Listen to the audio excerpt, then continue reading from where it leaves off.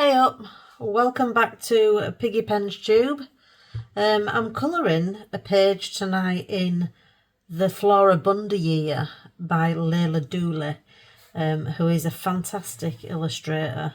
I think she may be a fabric designer. I feel like I've read that somewhere, but I could be wrong. But in any case, she's illustrated some wonderful colouring books for us. So this is the October page, the title page for October, so it says October on it in the bottom corner. I've already got you zoomed in because I thought we could colour a leaf together. I mean, you might not be colouring a leaf, but I thought you could keep me company while I colour a leaf. And I'll show you how I do it. So if you've been with me for a few weeks, you might have seen my September page, which was blackberries. I'll pop it on screen now so you can see what I'm referring to, and it's one of my favourite pages that I've done. This is similar leaves, but I really wanted these leaves to be quite a lot brighter than that, so I've had a look at some reference pictures of the subject of this page, which is crab apples and slowberries, and I'll show you the page. I'll give you a wide shot of that as well so you can see what we're looking at, and also I'll show you what I've got done so far. And then we're going to concentrate on this little leaf here. I'm using my Polychromos, which are my favourite pencils really. When it comes to sitting and, you know, going for some, sitting down and doing some pencil work, and you're going for realism, not photorealism, just realism, I will always choose my Polychromos. And I'm using, if you're interested, I look at every page fresh. I don't record my colour combos for future use. I just, you know, I look at reference images and I think, well, that's what a crabapple tree leaf looks like. What do I need for that? So in this case, I'm using light green, leaf green, so light green 171, leaf green 112, pine green 267, Dark Indigo 157 and Chrome Oxide Green 278 for these leaves. So I'll just crack on. And again, this isn't a tutorial. I'm no teacher, and I'm certainly not an expert colourist. So bear in mind, I've only been colouring adult colouring pages for 3 months. I do have a bit more of a... I've always loved art and drawing and things as a teenager, so I have some experience, but not a great deal. So I'm never going to be telling you what you should do. I'll always show you what I do. So I'm using light green 171, which is a very bright green, and I'm just colouring the entirety of this leaf. Which is fairly straightforward. I should have really sharpened this pencil. In fact, I'm going to sharpen my pencils and I'll be back in a flash. There we go, that's much better. I've got some sharp pencils now. So yeah, especially with Polychromos, but anytime you pencil colouring, I think sharp pencils are always a good bet. So this is light green 171, as I said, and I'm just covering the whole leaf. I always start with the lightest colour. I'm colouring the whole leaf in one even layer with my lightest colour. Just take off that little bit there. I love that Derwent eraser. Somebody asked me on one of my videos why I was using a heat tool on a pencil drawing. They saw me using this. But it's a little mini Hoover that my husband got me. I think he got sick of hearing me going all the time. So yeah, an even layer of light green 171. Then another bright green here. This is leaf green 112. So I'm just going to start defining. This is a little harder for me because I'm trying not to turn the page because I'm videoing. Ordinarily I'd be turning the book a little. So I'm just going to define the crease next to the stem on this leaf first of all, and I colour all different leaves differently. These are not dissimilar to the blackberry leaves that Leila drew on September's title page. So I'm going to darken this area here because we've got a fold in this leaf. It's folding over, so the area under the leaf will obviously be a little darker. Depending on where your light source is in your picture, that'll determine how dark it is under there, but there will be some darkness under there.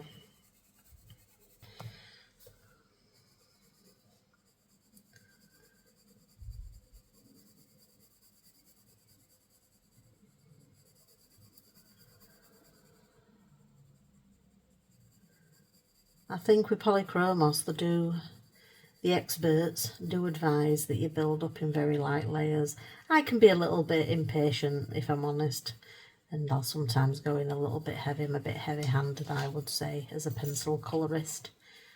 But it's something I'm working on, and I think when I want to practice that, that's when I get my Polychromos out. Just practice being a little bit more elegant and dainty with my pencil colouring.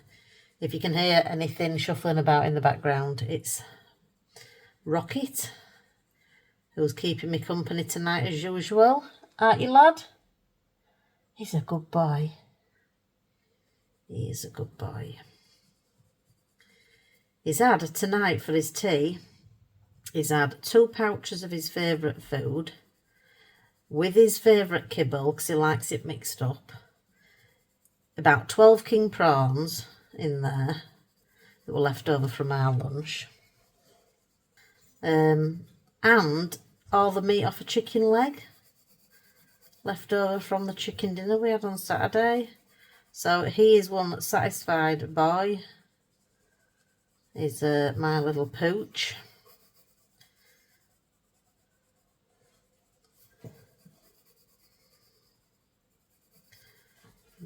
My dinner's currently in the oven. Husband's at work tonight, so I'm eating alone again.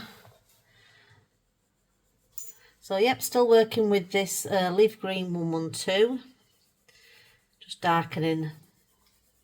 I aren't looking, I've looked at a reference picture and made my plans, but I'm not, unfortunately, I don't really have a great printer, so if I print something out, it's not going to be really true to life.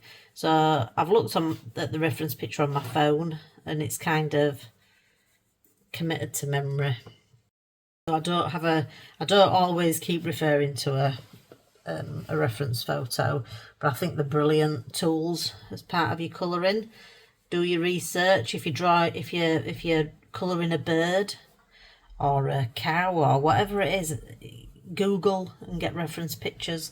I don't think there's a better way to do it. You know, rather than looking for, oh, somebody else coloured a cow, and looking for other colourists' pictures of cows, just look for some photographs of cows.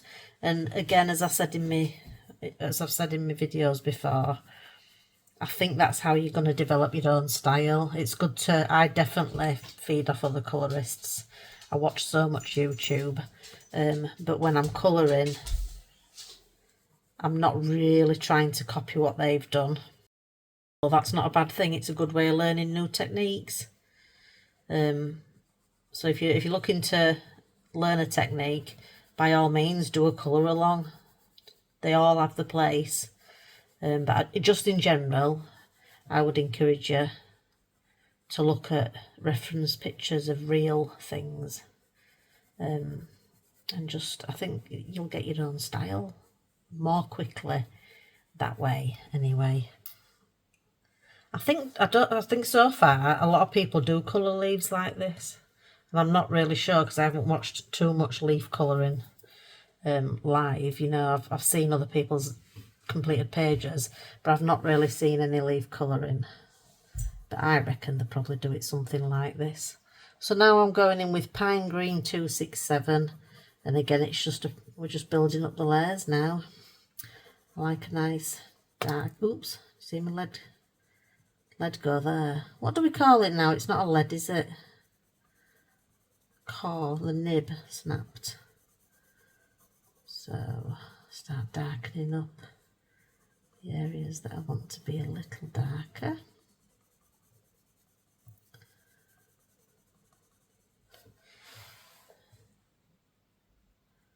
And again, I would normally be turning the book, so if I look a bit clumsy as I'm colouring, it's because my arm's at a funny angle to how I would normally have it. It gives you a whole new respect for people like, what's the lady's name? Karen at My Colourful Country Life. She does a lot of colouring on camera, doesn't she, I think?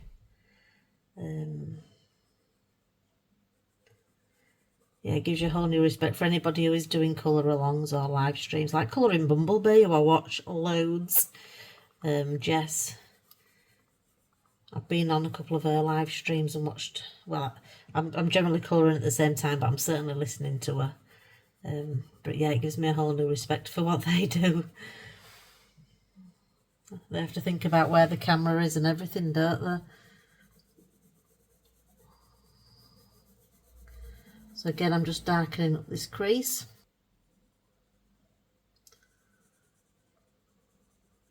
And if I go over the edges, I'll just get my little eraser out and neaten that up.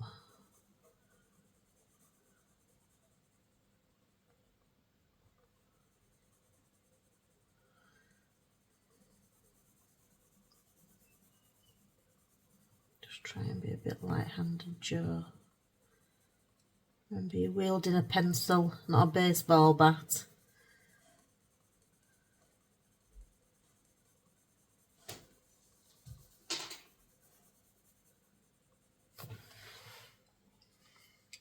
Just going to go back in with that leaf green. Just take it a little bit more to the centre of this part of the leaf.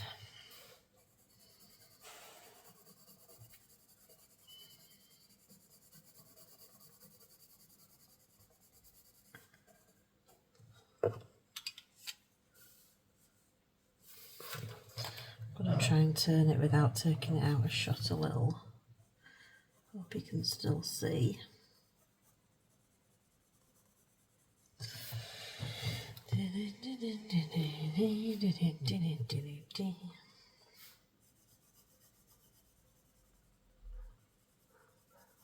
Haven't seen much YouTube today. I've been watching some true crime. I do love a lot of true crime stuff.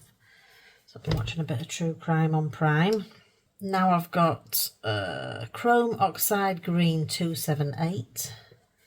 Once again, let me just, I like to kind of erase when I see things, because I think I have a tendency to forget later on. So I leave it towards the end of me finishing the picture. Yeah, I tend to forget, so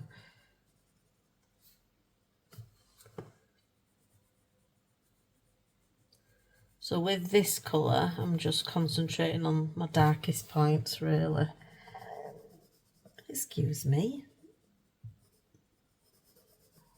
And then what I like to do at this point is I'll just add the tiniest little bit of shadow to one side of the vein.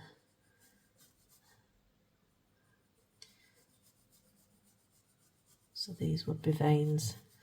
I imagine that's what Leila intended them to be. And if I want to give a little bit more of a curved effect to the area of the leaf in between the veins, I like to put a little bit of a shadow. I kind of like the effect once I get this colour in. I'm just going to try and turn the book, and still, I'll just check that the leaf is still in shot. Yes, it's still good, I think. Oops, I've dropped something. I do like quite a bit of contrast in my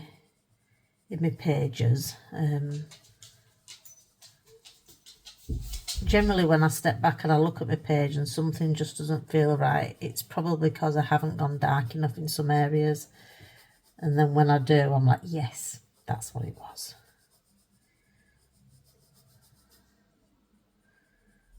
So we haven't got to the darkest point yet. I'm going to go a little darker in the next step.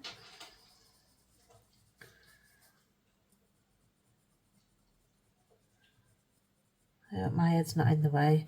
And if it is, I hope you can't see all my grey hair. I'm going very grey.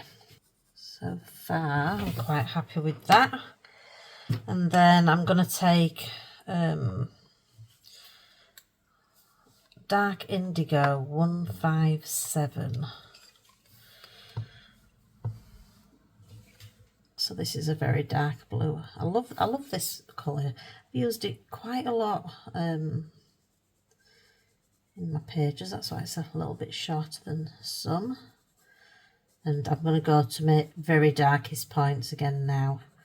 And I think this is when I get the contrast that I want.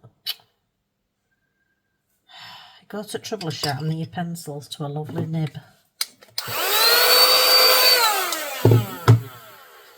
And then the break. Too much pressure, you see.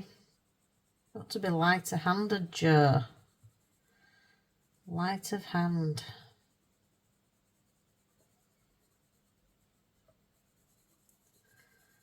So yeah, so this is a navy blue. It might seem a bit weird using it. But I felt I'd used my darkest green I wanted to go to, and it still wasn't dark enough for my liking, so dark blue it is. There's a lot of talk at the moment on YouTube about using analogous colours or complementary colours for your shading and your shadows and all those big words that they don't suit my vocabulary. So I'll just say this navy blue for me is a nice choice to use as my shadow colour on this leaf. And I think I'll go back in with that darkest green again, the chrome oxide, because I just think I need a tiny bit more depth. You see, I've got a little bit of, I just want to create a little bit more balance. Maybe gone a little bit dark on that edge.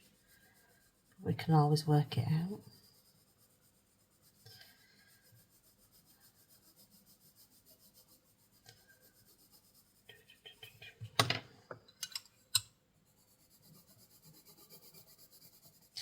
I do like how bright these leaves are. When I did the blackberries, I used a bit more of a, what would I call it? A bit more of a muted, like sagey green, which I'm a fan of. I do love that. Like a powdery green. Sagey green is what I think I would call it. I think in the Polychromos, is it earth green? Is a lovely colour. Anyway. Now, so I've used 5 colours there, those that I mentioned at the start. And now you can see I favour the Ivory 103 for this little task. I'm just going to sharpen that. Okay, so I'm back. That smudge there is bothering me.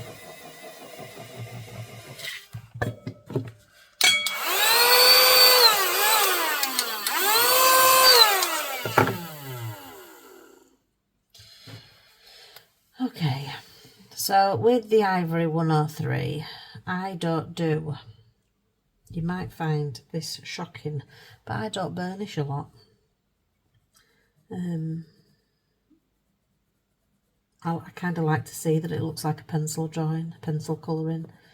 So, but what I do use a little bit of burnishing along the highlights on leaves. Oh, there we go. Bit of extra pressure, Joe, why not? And I'm not too precise.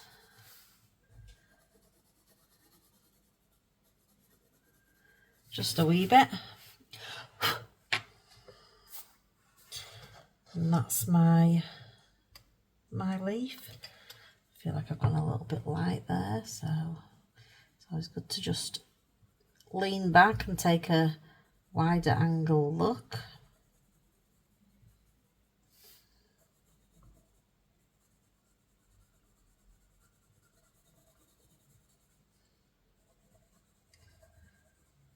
And even after you've done that little bit of light burnishing is what I would call it, you can still go back over a little bit. But I'm happy with that as one of my leaves to go with my others. And when I've done all my leaves, I will take another look at the page as a whole, and I might go back in and touch things up. That's how I colour leaves, certainly these kind of leaves anyway. So there we go, got a few more there that I've done.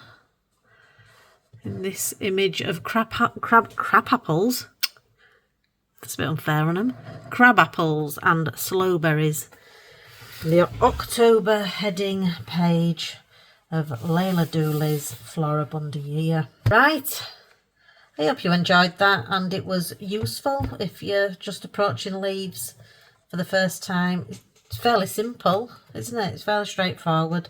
So if you want to try that technique, you can. Let me know how you get on if you do. I'd love to know. Love seeing your pages, whether it's something that you've tried having seen it on my videos, or if it's something that you just want to show off, show me. I would love to see it. Right then, until next time, have a wonderful morning, day or evening wherever you are, and happy colouring. Ta-ra!